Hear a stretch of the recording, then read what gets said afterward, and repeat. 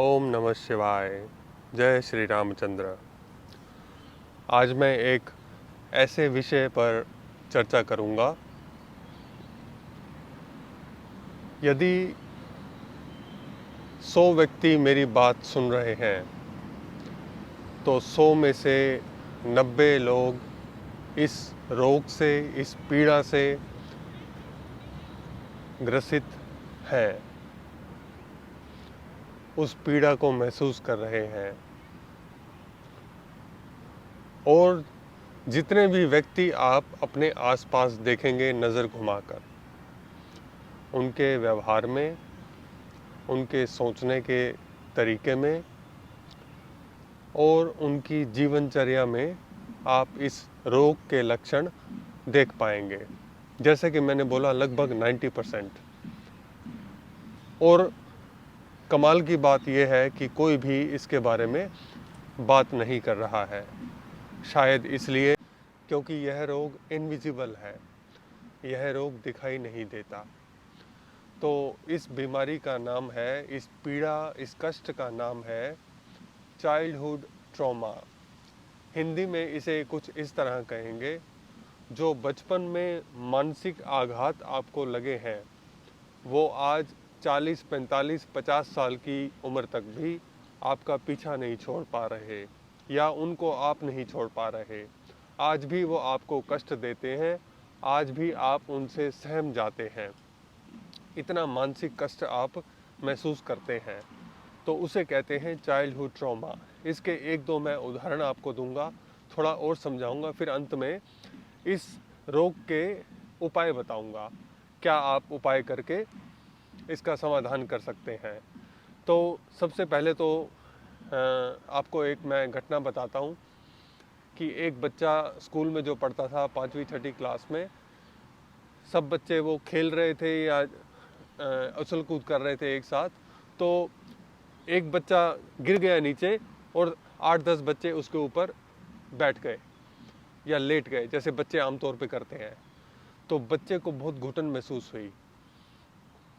आज वो बच्चा 35-40 साल की उम्र हो गई है जिसकी, आज भी वो जब ऐसी भीड़ वाली जगह पे जाता है जहाँ लोग एक दूसरे से सट कर खड़े हों, या उस बस में यात्रा करता है जहाँ भीड़ हो, या उस ट्रेन में, आज भी उसको वो दम घुटने की फीलिंग आती है। एक बच्चा जिसने बचपन में धुआं थोड़ा इनहेल कर लिया था, कहीं आग लग गई थी, तो आज अगर दूर कहीं अगरबत्ती जल रही होती है, दूर कोई सिगरेट पी रहा होता है, तो उसके धुएं से उसको घुटन होती है। एक बच्चा जिसके ताऊजी उसे बहुत डांटते थे बचपन में,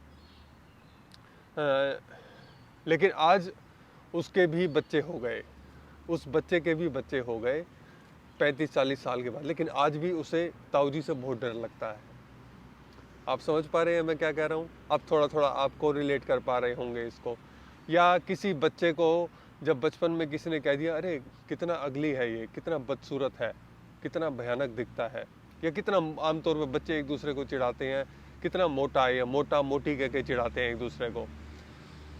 आज भी उसको वो पीड़ा सताती है, तो वो बहुत वर्कआउट करता है, ये इस डर से कि कहीं मैं मोटा ना हो जाऊं। भले ही वो मसल्स बना ले, 6 पैक एब्स बना ले, लेकिन वो कष्ट, वो दर्द नहीं जाता कि कहीं कोई उसे मोटा कहकर चिढ़ाए नहीं। ठीक। और एक मैं अपने अनुभव की एक बात बताता हूँ आपको। लगभग 8-9 साल पहले मुझे किसी ने फ़ोन किया, बोला कि गुरुजी मुझे बचा लो। मैंने पूछा कि जी कौन बोल रही हैं, थोड़ी बात की, तो मेरे पुराने जानने वाले थे वो, तो मैंने उनको मिलने का टाइम दिया, मिलने आए वो। तो मैंने पूछा बताओ क्या समस्या है। तो उन्होंने बोला कि लगभग 12 साल पहले यह समस्या शुरू हुई, मैंने तब एक नींद की गोली लेनी शुरू की, और आज कभी कभी 4 गोली लेता हूँ तब जाके नींद आती है। 4 गोलियाँ, ठीक है। एक हल्के कमज़ोर से आदमी को अगर आप 4 नींद की गोलियां दे दो, शायद वो मर ही जाए, लेकिन उनकी बॉडी ने उसको ऐसे एक्सेप्ट कर लिया कि वो विष भी अब कोई असर नहीं करता। तो हुआ क्या था कि एक रात को उनकी माताजी ने उनको झटके से उठा दिया किसी काम के लिए, रात को 11 साढ़े 11 बजे, सर्दियों में जब आदमी गहरी नींद में होता है। तो वो कहते हैं कि मुझे उसके बाद कभी नींद नहीं आई। उस ऐसा झटका लगा, मैं तो तुरंत समझ गया। अपने गुरुजनों के आशीर्वाद से उसका मुझे थोड़ा अनुभव था, उस क्या घटना घटी उनके साथ। तो मैंने उनको उपचार भी बताया और उपाय भी बताया कि कैसे इस पे हम काम कर सकते हैं। और तब हुआ क्या था कि मैंने क्या किया उनके साथ, बार बार उतनी गहराई में जितनी नींद में वो सो रहे थे लेकर गया और दोबारा वापस लाया आराम से। ठीक है, पहले वो झटके से वापस आए थे, अब आराम से उनकी यात्रा होने लगी। वहाँ पर जाकर आनंद लिया ध्यान का और फिर ध्यान से आराम से वापस निकास किया। तो इस तरह से उनका रोग समाप्त हुआ। अब जो बच्चे ऐसे होते हैं जो बड़े लोग ऐसे होते हैं जिनको बचपन में आघात लग जाता है। देखिए, आमतौर पे आपने सुना होगा, जब बड़े किसी अडल्ट का का झगड़ा हो जाता है, आपस में लड़ाई हो जाती है, तो वो एक दूसरे को बोलते हैं चलो कोई बात नहीं, भूल जाओ, चलो जाने दो। आप इस बात को समझिए, एक मैच्योर आदमी, परिपक्व व्यक्ति जो है, इतना सक्षम है कि वो किसी बात को भूल सकता है, जाने दे सकता है। लेकिन एक जो छोटा बच्चा है ना, उसके इमोशंस बहुत सेंसिटिव हैं। वो इस तरह से ग्रहण करता है किसी बात को, किसी चीज़ को, किसी घटना को, कि वो उसका जीवन भर पीछा नहीं छोड़ती। अगर उसने बचपन में माता पिता को लड़ते झगड़ते हुए देखा था, तो आज भी उसको वो घटना याद आती है और सहम जाता है, चाहे कितनी भी शक्ति आ गई हो, आज कितना भी धन आ गया हो। तो मैं समझता हूँ कि इतना विस्तार से बताने के बाद आप अधिकतर लोग मेरी बात को समझ गए होंगे कि चाइल्डहुड ट्रॉमा होता क्या है। बचपन में घटी कोई भी ऐसी घटना जो आज तक भी आपका पीछा नहीं छोड़ रही है। बाहर से दिखने में तो आप बहुत सुंदर हैं, बाहर से दिखने में तो शरीर में बहुत शक्ति है, लेकिन मन के अंदर उसका जो कांटा है ना, वो चुभ रहा है। तो अब बात करते हैं इसके उपाय क्या हैं। आमतौर पे मैंने ऐसा अनुभव किया है, जो लोग चाइल्डहुड ट्रॉमा से ग्रसित होते हैं, आमतौर पे तो वो बात नहीं करते हैं।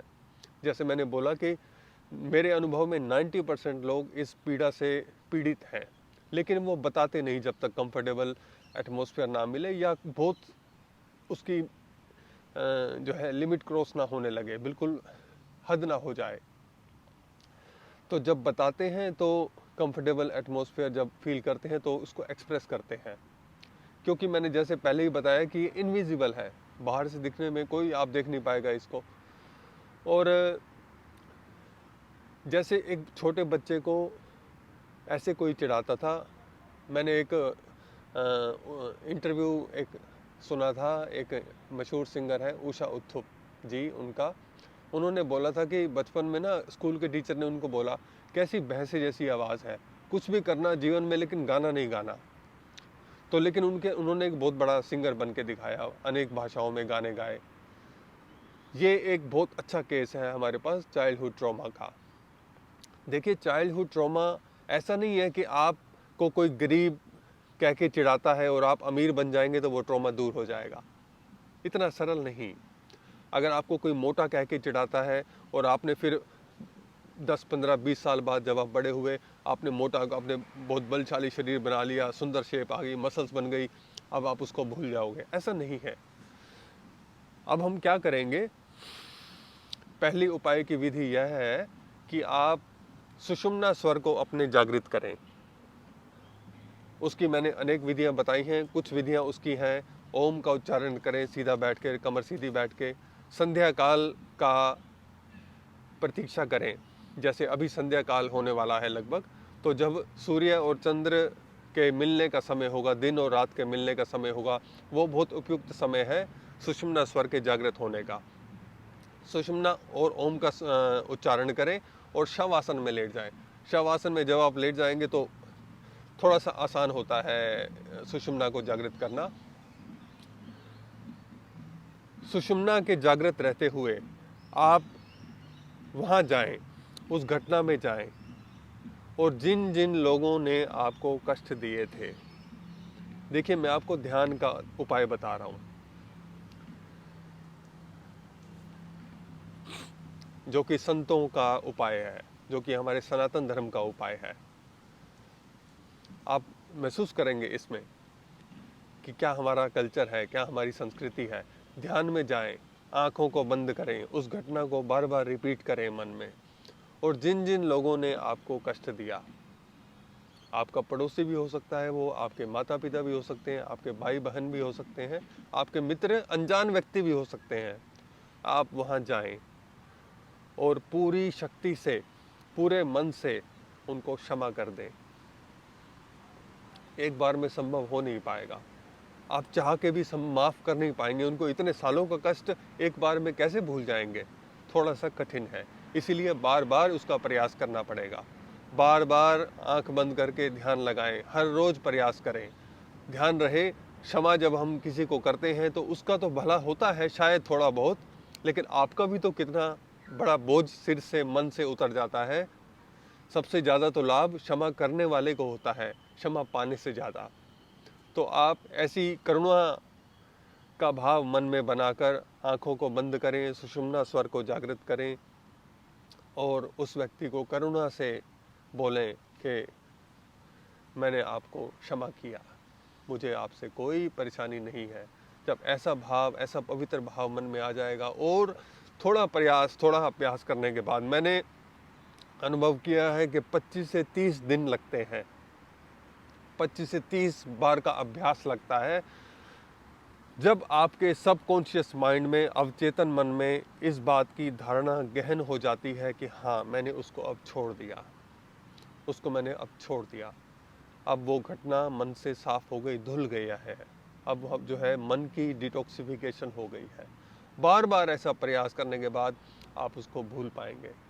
और एक और उपाय आपको बताता हूँ, आपके शरीर का कोई भी अंग, जैसे मैं आमतौर पे एक उंगली से करता हूँ, ठीक है, मुझे भी कभी कभी ऐसा होता है कि कोई व्यक्ति अच्छा नहीं लगता, कोई सिचुएशन अच्छी नहीं लगती, कहीं कष्ट होता है, अच्छा नहीं लगता, तो क्या करते हैं, तुरंत उसको छोड़ने के लिए सीधा आप बैठ जाएं और पूरी शक्ति को, पूरे शरीर की शक्ति को एक उंगली में लेके आ जाएं।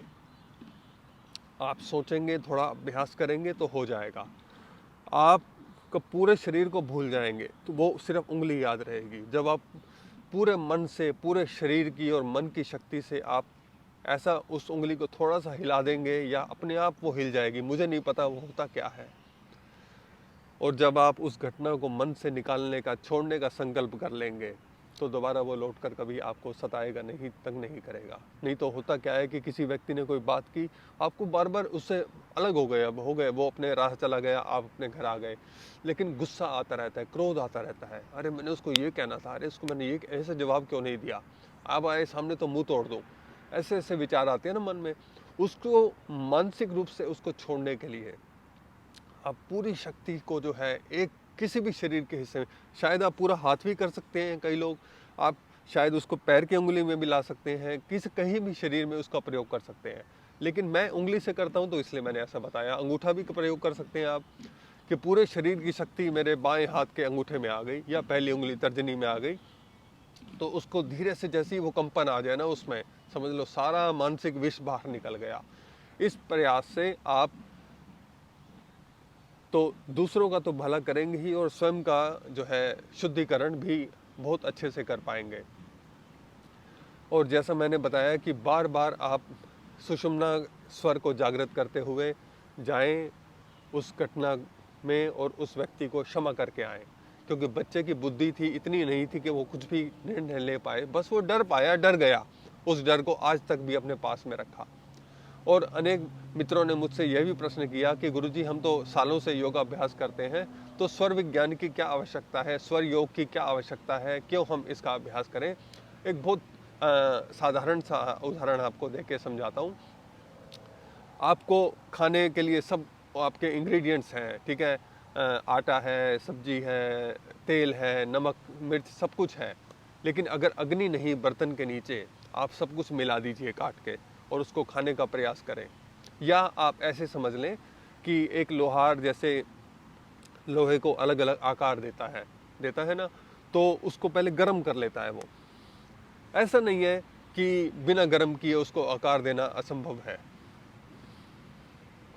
लेकिन दो चीज़ें ज़्यादा लगेंगी। एक तो वो परफेक्शन नहीं आ पाएगी, दूसरा बहुत ज़्यादा मेहनत लगेगी। तो अब मैंने अनेक मित्रों को ये भी बताया कि अनेक वर्षों से उनको योगाभ्यास का लाभ क्यों नहीं मिल पा रहा है। उसका कारण ये है कि वो सही स्वर में काम नहीं हो रहा। दान पुण्य भी किया लेकिन सही स्वर में नहीं किया, तीर्थ यात्रा की सही स्वर में नहीं की, तो लोहार का लोहा गर्म नहीं हुआ लेकिन उस पर चोट मारते गए मारते गए मारते गए, हथौड़ा भी टूट गया, लोहा भी खराब हो गया, मेहनत भी खराब हो गई, कुछ लाभ अधिक मिल नहीं पाया।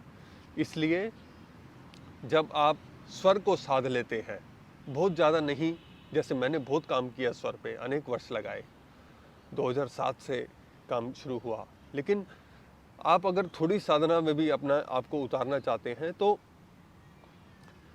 स्वर इतना आपकी सहायता कर सकते हैं कि जैसे लोहा गर्म हो जाता है, लाल लोहे पर आप कुछ भी आकार ले आएं, थोड़ी सी शक्ति लगाने के बाद ही आपको रिजल्ट मिलने लगेंगे। तो आशा करता हूँ कि आप सभी अपने चाइल्डहुड ट्रॉमा से बाहर निकल पाएंगे और बचपन में जो मन को आघात लगे उनको हील कर पाएंगे, उनसे स्वस्थ हो पाएंगे। तो ऐसी मेरी कामना है। धन्यवाद। ओम नमः शिवाय।